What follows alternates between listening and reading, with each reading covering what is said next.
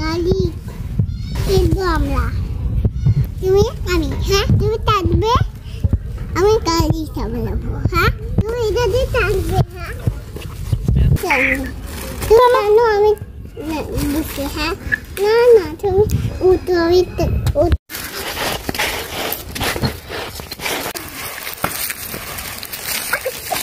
এখন নাও, গাড়ি চালাও।